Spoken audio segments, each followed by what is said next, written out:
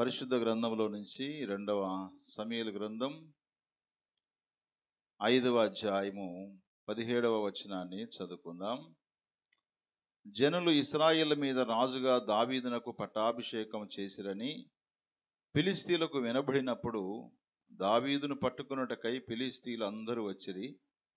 దావీదు ఆ వార్త విని ప్రాకార స్థలమునకు వెళ్ళిపోయెను.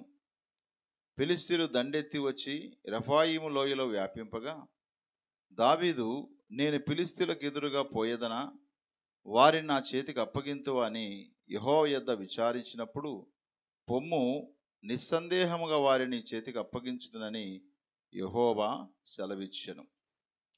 చదువుకునే వాక్య భాగంలో రాజైనటువంటి దావీదు మనకు కనబడుతున్నాడు. ఎవరికి రాజయ్యా ఈయనంటే ఇశ్రాయేళ్ళకి రాజు. అంతకుముందు ఇశ్రాయేళ్ళకి రాజుగా సౌలును దేవుడు ఏర్పాటు చేశాడు. సౌలును ఏర్పాటు చేసిన తర్వాత ఆ సౌలు కాలంలో జరిగినటువంటి ఫిలిష్తీయులతో యుద్ధంలో గొలియాతును జయించటానికి దేవుడు దావీదుకు అవకాశం ఇచ్చాడు. అప్పుడు యవనస్తుడుగా ఉన్నాడు. ఇప్పుడైతే ఆయన 30 సంవత్సరాల వయసు వచ్చింది. అప్పటికి ఆ బాల్య దశలో ఉన్నప్పుడు లేక యవన దశలో ఉన్నప్పుడు గొలియాతు అనేటువంటి యుద్ధ వీరుణ్ణి చంపి ప్రజల చేత పొగడబడ్డాడు దావీదు. సౌలు 1000 కొలది, దావీదు 10,000 కొలది. ఈ మాట విన్నటువంటి సౌలు ఆ రోజు నుంచి దావీదుని చంపడానికి ఎన్నో ప్రయత్నాలు చేశాడు. మనకు తెలిసిన సంగతులే. ఆ ప్రయత్నాల్లో కొనసాగుతున్నటువంటి ఆ సందర్భాల్లో సౌలు కుమారుడైనటువంటి యోనాతాను కూడా దావీదు పక్షాన ఉండి దావీదుకు సహాయం చేసినట్టుగా కూడా మనకు తెలుసు. అయితే కాలక్రమేణా దావీదును తరుముచు ఫిలిష్తీయులతో యుద్ధము చేయవలసిన పరిస్థితి వచ్చినప్పుడు సౌలును, తన కుమారుడైనటువంటి యోనాతానును, ఇంకా కొంతమంది కుమారులు, ఇశ్రాయేలు ప్రజలు ఫిలిష్తీయులతో యుద్ధం చేశారు. ఆ యుద్ధంలో సౌలు చనిపోయాడు. ఆ మీదట యోనాతాను కూడా చనిపోయాడు. అలాగే ఇశ్రాయేలు కూడా చనిపోయిన వారు చనిపోయారు, మిగతా వారు పరారులో ఉన్నారు. ఎట్టకేలకు సౌలు చనిపోయిన తర్వాత దావీదును చాలామంది కోరుకొని, నీవు మాకు రాజుగా ఉండాలని దావీదు మహారాజుని లేక దావీదును వారు రాజుగా నిర్ణయించుకున్నారు. రాజుగా నిర్ణయించుకుంటే ఆయన హెబ్రోన్లో ఆయన పరిపాలన చేశాడు. ఎన్ని సంవత్సరాలు చేశాడు అని అంటే 2వ సమూయేలు గ్రంథం 2వ అధ్యాయము 8వ వచనం నుంచి మనం చూస్తే, నేరు కుమారుడగు అబ్నేరు అను సౌలు యొక్క సైన్యాధిపతి సౌలు కుమారుడగు ఇష్బోషెతును మహానయమును తోడుకొని వచ్చి గిలాదు వారి మీదను, ఆషేరీల మీదను, యెజ్రెయేలు మీదను, ఎఫ్రాయిముల మీదను, బెన్యామీన మీదను, ఇశ్రాయేలు వారి మీదను రాజుగా అతనికి పట్టాభిషేకం చేశాను. సౌలు కుమారుడగు ఇష్బోషెతు 40 ఏండ్ల వాడి ఏలనారంభించి 2 సంవత్సరములు పరిపాలించెను. అయితే యూదావారు దావీదు పక్షమున ఉండిరి. దావీదు హెబ్రోనులో యూదావారి మీద ఏలిన కాలమంతయు 7 సంవత్సరముల 6 మాసములు. అంటే సౌలు చనిపోయిన తర్వాత ఇశ్రాయేలు 10 గోత్రాలకి కూడా రాజుగా ఎవరిని ఏర్పాటు చేశారు అని అంటే, ఈ యొక్క సైన్యాధిపతి అనగా సౌలు దగ్గర ఉన్నటువంటి సైన్యాధిపతి అయిన అబ్నేరు ఏం చేశాడు తెలుసా? మీ నాన్న చనిపోయాడు ఇష్బోషెతు, ఇప్పటి నుంచి నువ్వు రాజుగా ఉండాలని ఆయన్ను రాజుగా నిర్ణయం చేశారు. అయితే యూదా ప్రజలు మాత్రము దావీదునే వారు రాజుగా ఎన్నుకున్నారు. యూదా ప్రజలు రాజుగా ఎన్నుకొని వారి మీద ఎన్ని సంవత్సరాలట? 7 సంవత్సరముల 6 మాసములు అనగా 7.5 సంవత్సరములు వారి మీద రాజుగా వారు పట్టాభిషేకం చేసుకున్నారు. అయితే కాలక్రమేణా ముందుకు కొనసాగుతున్నప్పుడు దావీదు కుటుంబీకులకును సౌలు యొక్క కుటుంబీకులకు యుద్ధాలు జరుగుతూనే ఉన్నాయి. 3వ అధ్యాయం 1వ వచనంలో సౌలు కుటుంబీకులకును దావీదు కుటుంబీకులకును బహుకాలం యుద్ధం జరగగా దావీదు అంతకంతకు ప్రబలెను, సౌలు కుటుంబము అంతకంతకు నీరసిల్లెను అనే మాట మనం చూస్తున్నాం. అనగా దావీదు అనేటువంటి యూదారాజుకి ఇశ్రాయేలుకు రాజుగా ఉన్నటువంటి ఇష్బోషెతు అనగా సౌలు కుటుంబీకులకు యుద్ధాలు జరుగుతున్నప్పుడు ఎవరు గెలుస్తున్నారట? దావీదు కుటుంబీకులే గెలుస్తున్నారు. కారణం ఏంటి అంటే, దావీదు భక్తుని పక్షమున ప్రభువు ఉన్నాడు. ఎందుకంటే ఆయన సుబుద్ధి కలిగిన వాడు, ఎవరికి అన్యాయం చేసిన వాడు కాదు. దావీదు అనవసరంగా తరమబడుతున్నటువంటి వాడు. దావీదు భక్తుని జీవితంలో దేవునికి ప్రార్థన చేసి అలవాటున్నవాడు, దేవుని వాక్యాన్ని ధ్యానం చేసే జ్ఞాపకం చేసుకుని అలవాటు ఉన్నటువంటి వాడు. అలాంటి దావీదును దేవుడు ఏర్పాటు చేసుకున్నాడు. కాబట్టి దేవుని దృష్టిలో ఉన్నటువంటి దావీదు యొక్క కుటుంబము రోజు రోజుకి ఏం చేస్తుందట? అభివృద్ధి పొందుతూ ఉంది. నిజమే, ఇక్కడ మనం ఆలోచన చేయాలి. రెండు కుటుంబాల మధ్య గొడవలు, అల్లర్లు జరుగుతుండొచ్చు, ఏదో ఒక సమస్యలు ఉండొచ్చు. కానీ ఆ రెండు కుటుంబాల్లో ఏ కుటుంబము దేవునికి దగ్గరగా ఉంటుందో, ఏ కుటుంబం దేవుని మీద ఆధారపడుతుందో, ఏ రాజ్యము దేవుని మీద ఆధారపడుతుందో తప్పకుండా వారికి ఏం చేస్తాడు? దేవుడు విజయాన్ని ఇస్తాడు. దేవుని పట్ల నమ్మకం ఉండాలి. దేవుని నమ్మినంత మాత్రాన సమస్యలు రావా అంటే సమస్యలు వస్తాయి. కానీ సమస్యకు కారణంగా అవతల వారు ఎవరైతే ఉన్నారో వారి మీద మనకు జయం ఇవ్వడానికి దేవుడు తప్పకుండా ఏం చేస్తాడు? సహాయం చేస్తాడు. ఉమెన్స్ వరల్డ్ కప్లో ఒక సహోదరి జమీమా నిసి. ఈ జమీమా నిసి ఒక క్రైస్తవురాలు. ఆమె ఆట ఆడడానికి వెళ్ళినప్పుడు కూడా ప్రార్థన చేయించుకొని, దైవజనులు రాంబాబు గారని ఆయనతో ప్రార్థన చేయించుకొని ఆమె ఆటకు వెళ్ళింది. 7 సార్లు వరల్డ్ కప్ జయించినటువంటి ఆస్ట్రేలియా ప్రజలపైన వారిని ఫైనల్కి వెళ్లకుండా సెమీఫైనల్లోనే వారిని ఓడించి ఇంటికి పంపించారు. అందుకు బలమైన ముఖ్యమైన కారకురాలు ఎవరంటే ఈ యొక్క జమీమా నిసి. హల్లెలూయా. ఆమె గెలిచిన వెంటనే ఆమె చెబుతుంది, థ్యాంక్స్ టు జీసస్ అన్నది ఆమె. ప్రభుకు స్తోత్రము, నా ప్రభు నాతో ఉన్నాడు కాబట్టి నాకు విజయం వచ్చింది, నేను కష్టపడ్డానని కాదు, నా ప్రభు నాతో ఉండి ఇంత కష్టపడడానికి, ఇంత జయించటానికి దేవుడు నాకు కృప చూపించాడు. నెక్స్ట్ నా తండ్రి, తర్వాత నా కోచ్, తర్వాత నా కష్టం అని మొదటి ప్రిఫరెన్స్ ఎవరికి ఇచ్చింది తెలుసా? దేవునికే ఇచ్చింది. అందుకే వాక్యం అంటుంది, నన్ను గణపరచు అని నేనేం చేస్తాను? గణపరుస్తాను. ఆమెకు చాలా పోరాటం, క్రికెట్లో పోరాటం ఉంది. కొన్ని కోట్ల మంది చూస్తూ ఉన్నారు. వరల్డ్ కప్ ఇది, ప్రపంచ కప్పు. అన్ని ఒత్తుళ్ళు ఆమె తట్టుకొని కూడా దేవుని మీద ఆధారపడి విశ్వాసాన్ని వెల్లడిపరిచి చూసారా? ఈనాటికి ప్రపంచ కప్పుల్లో లేదా క్రికెట్లో క్రీడాకారులలో క్రైస్తవులు ఇలా చెప్పిన వారు ఎవరు లేరు. ఆమె 134 బాళ్ళకి 127 రన్స్ కొట్టింది. ఒక స్త్రీ, చాలాసార్లు స్త్రీలు బలహీనలు అంటారు, కానీ ఎంత బలంగా ప్రాక్టీస్ చేసి ఎన్ని చేసినా సరిగాక ఈ గౌరవాన్ని, ఈ యొక్క విజయాన్ని అంతా కూడా దేనికి ఆపాదిస్తుందామే? Thanks to Jesus. ప్రభుకే మహిమ చెల్లించింది. కాబట్టి ప్రియులారా, దేవుని కోసం బ్రతికే బిడ్డల జీవితాల్లో, దేవుని కోసం నిలబడే జీవితాల్లో పోరాటాలు ఉంటాయి తప్పకుండా. ఆ పోరాటాల్లో తప్పకుండా దేవుడు ఏం చేస్తాడు?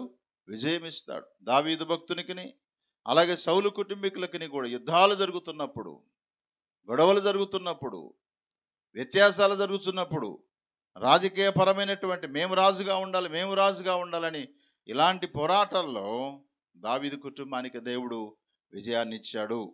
ఈ విజయాన్ని ఇచ్చిన తర్వాత కొద్ది కాలానికి మనం చూస్తే అబ్నేరు చనిపోతాడు. అనగా సౌలు కుమారుడైన ఇష్బోషేతును రాజుగా నిర్ణయించినటువంటి సైన్యాధిపతి అయిన అబ్నేరు, ఆయన కూడా చనిపోతాడు.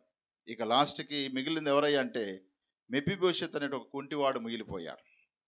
సౌలు కుటుంబము అంతకంతకు నీరసిల్లిపోయిన కారణాన్ని బట్టి ఇక ఇశ్రాయేల్ అనుకున్నారు, మిగతా 10 మంది గోత్రాలు ఉన్నాయి కదా, ఈ 10 గోత్రాల వారు మన రాజు అయినటువంటి సౌలు చనిపోయాడు, ఆయన చనిపోయిన తర్వాత ఆయన కుమారుడైన ఇష్బోషేతును మనకు రాజుగా నిర్ణయించుకుంటే ఆయన కూడా చనిపోయాడు. అబ్నేరు చనిపోయాడు. ఇక మనతో పాటు ఎవరున్నారు? ఇక ఎవరు లేరు. కాబట్టి మనం తీసుకోవాల్సిన నిర్ణయం ఒకటే, ఏంటో తెలుసా? దావీదును మన మీద రాజుగా నిర్ణయించుకుందాం. చూడండి, 2 సమూయేలు గ్రంథం 5వ అధ్యాయం 1వ వచనం. ఇశ్రాయేలు వారి సకల గోత్రముల వారు, చూడండి, ఇశ్రాయేలు వారి సకల గోత్రం వారు అంటే ఎన్ని గోత్రాలు? 12 గోత్రాల వారు. ఈ 12 గోత్రాలకు చెందిన పిల్లలు, యవనస్తులు, స్త్రీలు, పురుషులు, వృద్ధులు, ఇంకా పెద్దలైనటువంటి వారందరూ కూడా, సౌలు కాలం ఉన్నటువంటి వారందరూ కూడా, ఇక మన రాజు చనిపోయాడు, తన కుమారులు, తన కుటుంబంతో నశించిపోయింది, ఇక మనకు మిగిలింది దావీదే గనక అని ఇశ్రాయేలు వారి సకల గోత్రం వారు హెబ్రోన్లో దావీదు వద్దకు వచ్చి, అనగా దావీదు ఎక్కడ పరిపాలన చేస్తున్నాడు? హెబ్రోన్లో పరిపాలన చేస్తున్నాడు. ఎన్ని సంవత్సరాలు చేశాడు? అప్పటికే 7 సంవత్సరాల 6 నెలలు పరిపాలన చేశాడు. 6 నెలలు పరిపాలన చేస్తున్నటువంటి ఈ దావీదు మహారాజు దగ్గరికి వచ్చి వారు ఇలా మాట్లాడుతున్నారు. ఏమని మాట్లాడుతున్నారు? మొదటి వచనం 2వ లైన్. మేము నీ ఎముకనంటిన వారము, రక్త సంబంధులము. పూర్వకాలమున సౌలు మా మీద రాజయ్యుండగా నీవు ఇశ్రాయేలు నడిపించువాడవై ఉంటివి. అయితే ఇప్పుడు నీవు ఇశ్రాయేలును బట్టి నా జనులను పాలించి వారి మీద అధిపతివై ఉందువని యెహోవా నిన్ను గురించి సెలవిచ్చి ఉన్నాడని చెప్పిరి. మరియు ఇశ్రాయేలు వారి పెద్దలందరూ హెబ్రోనులో రాజునొద్దకు రాగా రాజైన దావీదు హెబ్రోనులో యెహోవా సన్నిధిని వారితో నిబంధన చేసిన గనుక ఇశ్రాయేలు వారి మీద రాజగుటకై వారు దావీదునకు పట్టాభిషేకము చేసిరి. హల్లెలూయా. నిజంగా చూడండి, సౌలున్నంత కాలము దేవుడు అభిషేకించాడు. ఆ అభిషేకాన్ని వీళ్ళు గుర్తించలేకపోయారు. కానీ సౌలు చనిపోయిన తర్వాత, సౌలు కుటుంబీకులు చనిపోయిన తర్వాత వీరికి అర్థమైంది ఏంటో తెలుసా? అయ్యా, నీకు మనకు ఏం సంబంధం ఉంది? ఎముక సంబంధం ఉంది, రక్త సంబంధం కూడా ఉంది. నిజమే, కొన్నిసార్లు అన్ని పరిస్థితులు బాగున్నప్పుడు అసలు మీకు మాకు సంబంధం లేదు పోండి అంటారు. అవునా? కొన్ని పరిస్థితులు బాగలేకపోయేసరికి నీవే నాకు ఆధారం, నువ్వు నేను ఒకటే, మనం ఎవరనుకున్నాం? ఒక కుటుంబం కాదా? మరి ఇంతకాలం ఏమైపోయింది అని అంటే ఏదో ఒక అండ చూసుకొని ఏదో ఒక ఆధారం చూసుకొని తన కుటుంబీకులను ప్రక్కన పెట్టినటువంటి ఇశ్రాయేలు. దావీదు అనేటువంటి వ్యక్తిని దేవుడు అభిషేకించాడు, సమూయేలు ద్వారా అభిషేకించాడు. ఆయన ద్వారా మనకు విజయం వచ్చింది, ఆయన ద్వారా మనకు ఎంతో మేలు జరిగిందనే సంగతులని ఎరిగి ఉండి కూడా ఇశ్రాయేలు ప్రజలు ఆయన పక్షాన చేరలేకపోయారు. కానీ వాళ్ళ నాయకుడైన సౌలు చనిపోయిన తర్వాత, మేము నీ ఎముకనంటిన వారమయ్యా, రక్త సంబంధులమయ్యా, మా మీద రాజుగా ఉండగా మా మీద నువ్వే రాజుగా ఉండాలి అని వారందరూ పట్టాభిషేకం చేశారు. అప్పుడు తన వయసు, దావీదు భక్తుని వయసు ఎంత చూడండి. 5వ అధ్యాయం 4వ వచనం. 2వ సమూయేలు 5వ అధ్యాయం 4వ వచనం. దావీదు 30 ఏండ్ల వాడై ఏలనారంభించి 40 సంవత్సరాలు పరిపాలన చేసెను. హెబ్రోన్లో అతడు యూదా వారందరి మీదను 7 సంవత్సరములు 6 మాసములు, యెరూషలేములో ఇశ్రాయేలు యూదాల వారందరి మీద 33 సంవత్సరములు పరిపాలన చేశాను. అనగా 33 ప్లస్ 7 సంవత్సరాల 6 నెలలు, అనగా 40 సంవత్సరాల 6 నెలలు ఇశ్రాయేలు గోత్రాలన్నిటిపైన దావీదు భక్తుడు పరిపాలన చేశాడు. ఆయన పరిపాలనకి, ఆయన ఉద్యోగానికి, లేక ఆయన ఆధిపత్యానికి, ఆయనకు అధికారానికి స్థానం ఎప్పుడు వచ్చింది తెలుసా? యవన కాలం 30 సంవత్సరాల వయసులో దావీదు భక్తుడు రాజయ్యాడు. ఈ రాజైన తర్వాత ఫిలిస్తీన్లకు తెలిసింది, నిరంతరము శత్రువులు ఎవరంటే ఇశ్రాయేలుకి ఫిలిస్తీన్లు ఎక్కువగా నిరంతర శత్రువులు. ఈనాటికి కూడా క్రైస్తవ కుటుంబాల్లో నిరంతర పోటీతత్వం పడేవారు, ఎప్పుడు కొట్లాడుకునే కుటుంబాలు లేవంటారా? వాళ్ళంటే వీళ్ళకి పడదు, వీళ్ళంటే వాళ్ళకి పడదు. కారణం ఏంటో తెలుసా? అర్థం చేసుకోకపోవడమే, అపార్థం చేసుకోవడమే, ఒకరి మాట ఒకరు వినడానికి ఇష్టపడకపోవడమే కదా. కాబట్టి 30 సంవత్సరాల వయసులో రాజైనటువంటి ఈయన దరిదాపు 40 సంవత్సరాల 6 నెలలు పరిపాలన చేశాడు. ఈ పరిపాలనకు ఎప్పుడైతే పట్టాభిషేకం అన్ని గోత్రాల వారు నిర్ణయించుకొని దావీదును ఏర్పాటు చేసుకున్నారో ఈ సంగతి ఫిలిస్తీన్లకు వినబడింది. ఇప్పుడు 17వ వచనం చదువుదాము. 2వ సమూయేలు గ్రంథము 5వ అధ్యాయము 17వ వచనం.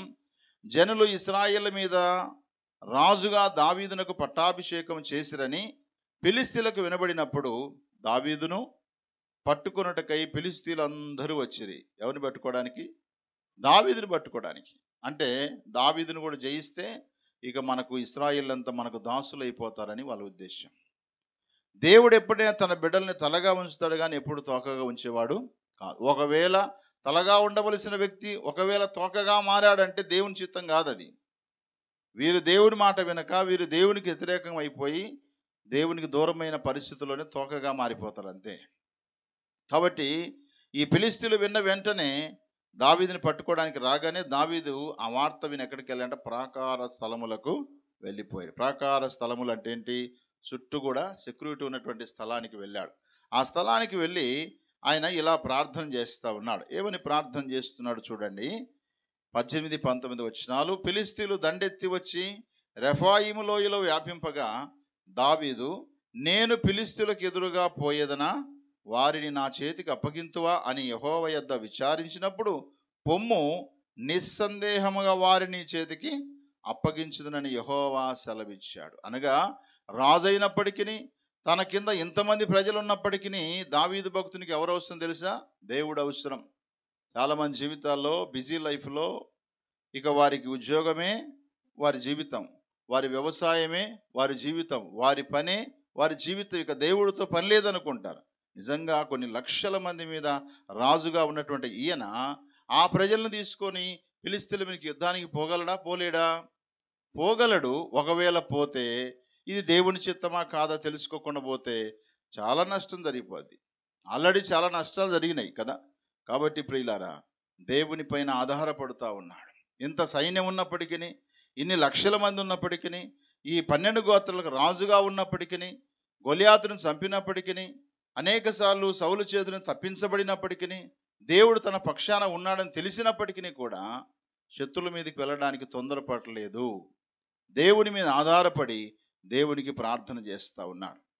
ఈ రోజుల్లో చాలామంది ప్రార్థన చేసుకున్నామంటే బిజీ కాబట్టి నేను ప్రార్థన చేసుకోలేకపోయాను, బిజీ కాబట్టి నేను వాక్యము చదవలేకపోయానని చాలామంది అంటారు. కానీ ఒకటి గుర్తుపెట్టుకుందాం, దేవునికి సమయం నువ్వు ఇవ్వకపోతే నీ జీవితంలో లేక నా జీవితంలో మన జీవితాల్లో అపజయం పాలవుతాం. దేవునికి సమయం ఇచ్చినటువంటి దావీదు భక్తుడు ప్రార్థన చేస్తే దేవుడు అన్నాడు, వెళ్ళు, ఖచ్చితంగా నేను నీ చేతికి వారిని అప్పగిస్తానన్నాడు. అప్పుడు దావీదు భక్తుడు చేసిన పని ఏంటి? 20వ వచనం. కాబట్టి దావీదు బయల్పెరాజీమునకు వచ్చి అచ్చట వారిని హతము చేసి జల ప్రవాహములు కొట్టుకొని పోవునట్లు యెహోవా నా శత్రువులను నా ఎదుట నిలవకుండా నాశనం చేసిననుకొని ఆ స్థలమునకు బయల్పెరాజీము అని పేరు పెట్టెను. బయల్పెరాజీము అని అంటే ప్రవాహముల స్థలము. అంటే తన శత్రులని ఒక ప్రవాహము, ఈనాడు ముంతా తుఫాను ఎలాగ ప్రవహిస్తుందో అలాగన వారిని చంపేస్తే ఒక ప్రవాహములాగా వారి శవాలు పడిపోయినాయి. హల్లెలూయా. ఈ విషయాన్ని తెలుసుకున్నటువంటి మిగతా ఫిలిష్తీయులందరూ కూడా పారిపోయారు. 21వ వచనంలో, ఫిలిష్తీయులు తమ బొమ్మలను అచ్చట విడిచిపెట్టి పారిపోగా దావీదును అతని వారును వాటిని పట్టుకొనిరి. ఇంతటితో అయిపోయింది అనుకుందాం. ఈలోగా మళ్ళా ఫిలిష్తీయులకు ఇక దెబ్బతిన్నోడు ఊరుకుంటాడా? కనీసము వాడు 10 దెబ్బలు కొడితే కనీసం 2 దెబ్బలైనా కొట్టాలనుకుంటారు కదా. ఓడిపోయిన వాడు ఓడిపోయినట్టు ఉండడానికి ఇష్టపడ్డు ఎప్పుడు కూడా. నేను ఎలాగైనా సరే గెలవాలి, ఎలాగైనా జయించాలనుకుంటాడు. కాబట్టి ఫిలిష్తీయులు ఇశ్రాయేలు మీదకి రావడానికి మరలా ఇష్టపడ్డారు. ఓడిపోయినాం కదా అని చెప్పేసి భయపడలేదు వారు. మరలా బాధతో వేదనతో మరలా ఇశ్రాయేలు మీద యుద్ధానికి రావాలని మరలా రెండోసారి ప్రయత్నం చేశారు. 22వ వచనం చూద్దాం. ఫిలిష్తీయులు మరలా వచ్చి రెఫాయిము లోయలో వ్యాపింపగా దావీదు యెహోవా యొద్ద విచారణ చేసెను. చూసారా, మొదటిసారి వెళ్ళాను కాబట్టి నాకు యుద్ధంలో జయమిచ్చాడు దేవుడు. మరలా వీళ్ళు వస్తున్నారు. అప్పుడు 1000 మంది వచ్చారు. 1000 మందిలో 500 మంది పోతే 500 మందే ఉన్నారు, వారిని జయించగలను అని డైరెక్ట్గా తాను వెళ్ళలేదు. కానీ ఏం చేశాడు తెలుసా? మరలా దేవుని దగ్గర విచారణ చేశాడు, మరలా దేవుని దగ్గర ప్రార్థన చేశాడు. ప్రార్థన చేస్తే అప్పుడు దేవుడు చెప్పాడు చూడండి 24వ వచనంలో, అందుకు యెహోవా నువ్వు వెళ్ళవద్దు అన్నాడు. ఇదేంటి? మొదటిసారి ప్రార్థన చేసినప్పుడు నువ్వు వెళ్ళు, వారిని హతం చేస్తావు, నీ చేతికి వారిని అప్పగిస్తా అని చెప్పిన దేవుడు అదే ప్రజలు కదా మరలా వచ్చింది. దేవుని మాట అవునంటే అవును, కాదంటే కాదు. కొన్నిసార్లు దేవుడు వెళ్ళమంటాడు, కొన్నిసార్లు వద్దు అంటాడు. ఆ విషయాన్ని మనం అర్థం చేసుకోవాలి. ఈ విషయాన్ని అర్థం చేసుకున్న గల కెపాసిటీ దావీదు భక్తునికి ఉంది కాబట్టి ఎందుకు వెళ్ళకూడదు అని ప్రశ్నించలేదు ఆయన. నువ్వు వెళ్ళవద్దు అని చెప్పాడు దేవుడు. కానీ ఏం చేయమంటావు ప్రభు అంటే అప్పుడు దేవుడు చెప్పాడు 24వ వచనం, అందుకు యెహోవా నువ్వు వెళ్ళవద్దు, చుట్టూ తిరిగిపోయి కంబలి చెట్లకు ఎదురుగా వారి మీద పడుము. కంబలి చెట్ల కొనల చప్పుడు వినగానే ఫిలిష్తీయులను హతము చేయుటకై యెహోవా బయలుదేరుచున్నాడు గనుక అప్పుడే నీవు త్వరగా బయలుదేరవలనని సెలవిచ్చెను. దావీదు యెహోవా తనకు ఆజ్ఞాపించిన ప్రకారం చేసి గెబా నుండి గెజేరు వరకు ఫిలిష్తీయులను తరుముచు హతము చేశాను. హల్లెలూయా. మొదటి యుద్ధానికి వెళ్ళినప్పుడు దావీదు తన ప్రజలే వెళ్ళారు, కానీ రెండోసారి యుద్ధానికి వెళ్ళాలా అని అడిగినప్పుడు దేవుడు అన్నాడు, ఆ యొక్క యుద్ధం చేయుటకు నేను కూడా బయలుదేరుతాను. నేను బయలుదేరాను నీకు ఎలా తెలుస్తుందంటే, అక్కడ కంబలి చెట్లు ఉన్నాయి. ఆ చెట్ల ఆకుల చప్పుడు ఎప్పుడైతే నీకు వినపడుతుందో అప్పుడు వాళ్ళ మీదకి యుద్ధానికి వెళ్ళని దేవుడు ఒక సూచన పెట్టాడు. అంతకుముందు యుద్ధం చేశాను, అందరినీ జయించాను, నువ్వు వచ్చేది ఎప్పుడో, నేను చేసేది ఎప్పుడో, ఈ లోపల నా మీదకి వచ్చేస్తారేమో అనే అధైర్యం తనకు లేదు.